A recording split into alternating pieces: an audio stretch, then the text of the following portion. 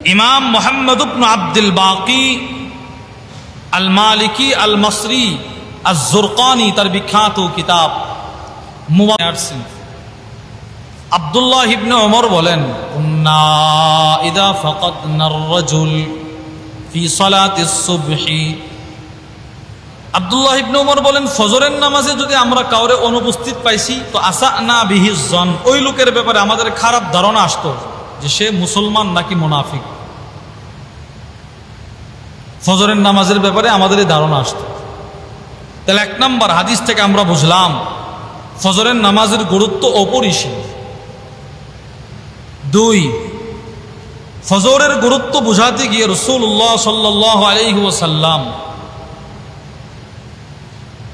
নিজের পরিবারকে রসুল প্রতিদিন ফজরের সময় জাগ্রত করতেন। তিরমিজির এক হাদিস আছে, আনাস ইবনে মালিক রাদিয়াল্লাহু তাআলা আনহু থেকে বর্ণিত। তিনি বলেন, আল্লাহর রসুল 6 মাস যাবত ফাতেমা রাদিয়াল্লাহু তাআলা আনহার ঘরের পাশ দিয়ে যাতায়াত করছেন। আর সেই 6 মাসের প্রতি রাত্রে ফজরের সময় নবীজি নিজের মেয়েকে জাগায়া দিতেন, নিজের মেয়ের জামাতাকে জাগায়া দিতেন, নাতি নতকরকে জাগায়া দিতেন ফজরের নামাজ পড়ার জন্য। আনাস ইবনে মালিক থেকে বর্ণিত, আন্না রাসূলুল্লাহ সাল্লাল্লাহু আলাইহি ওয়াসাল্লাম, আল্লাহর রাসূল কানা ইয়ামুরু বিবাবি ফাতিমা, ফাতেমা রাদিয়াল্লাহু তাআলার ঘরের পাশ দিয়ে যাতায়াত করতেন। সিত্তাতা আশহুর, 6 মাস। ইদা খারাজা ইলা সালাতিস সুবহি, নবীজি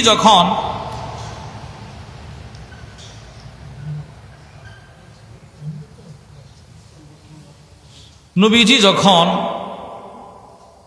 ফজরের নামাজের জন্য ঘর থেকে বের হইতেন,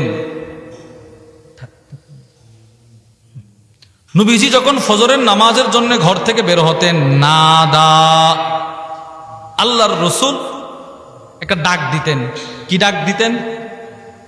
ইয়া আহলাল বাইত, হে নবী পরিবারের লোক, আস-সালাত, নামাজ পড়ো, নামাজ পড়ো।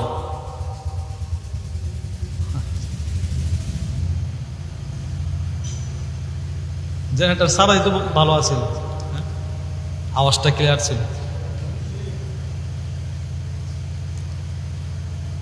রসুল বললেন, আস-সালাত, আস-সালাত, হে নবী পরিবারের লোকেরা নামাজ পড়ো, নামাজ, নামাজ।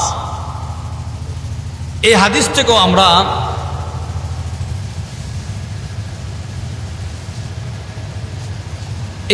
থেকেও আমরা ফজরের নামাজের গুরুত্ব বুঝছি।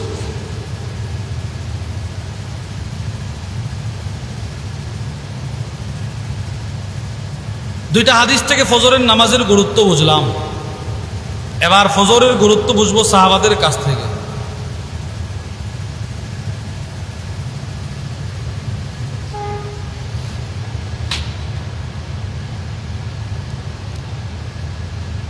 এবার ফজরের গুরুত্ব বুঝবো সাহাবাদের কাছ থেকে। সব সাহাবারা একে অপরকে ফজরের জন্য সতর্ক করতেন।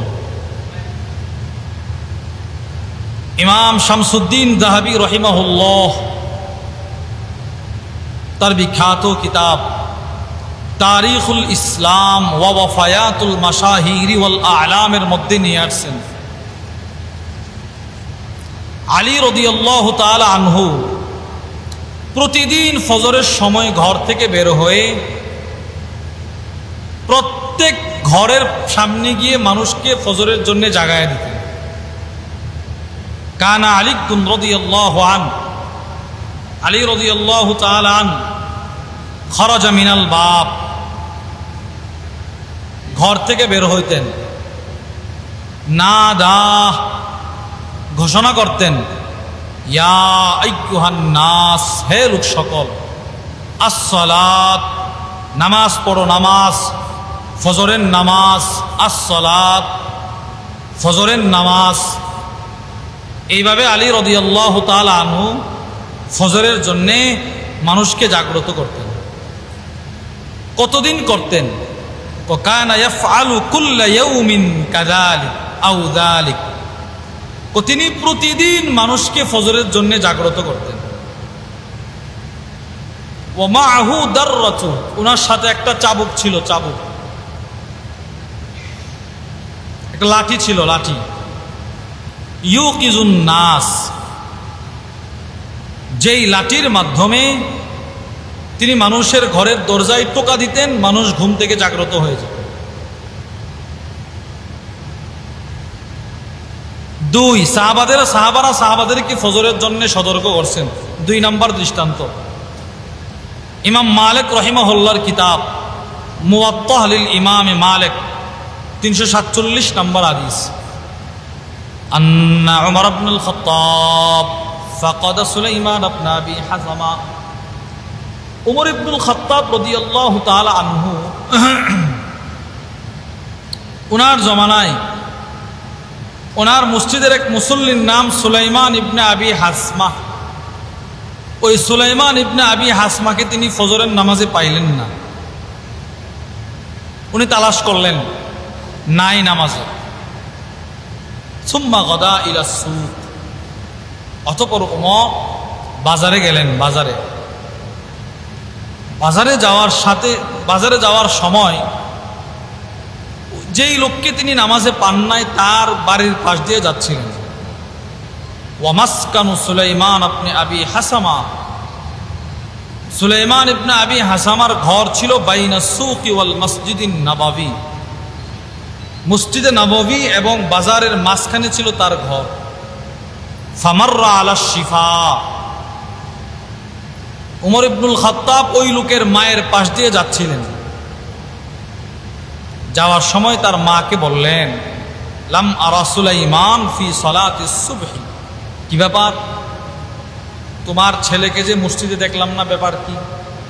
তো মা বলল, ইন্নাহু বাতা ইউসাল্লি, আমার ছেলে সারা রাত্র দাঁড়িয়ে তাহাজ্জুদ নামাজ পড়ছে। ফাগলাবাতহু আইনা, শেষ সময়ে ফজরের পূর্ব মুহূর্তে সে ঘুমায় গেছে, বলতে পারে না। তখন উমর একটা কথা বলেছিল, শোনো, লা আন আশহাদা সালাতাস সুবহি ইলাইয়া আহাব্বু ইলাইয়া মিন আন আকুমা লাইলা। সারা রাত্র দাঁড়িয়ে তাহাজ্জুদ নামাজ পড়ার চাইতে আমি উমরের কাছে ফজরের নামাজ জামাতের সাথে পড়তে পারা, আমি উমরের কাছে কোটি গুণ বেশি দামি। এটা উমরের বক্তব্য। সারা রাত্র তাহাজ্জুদের চাইতে উমরের কাছে ফজরের নামাজের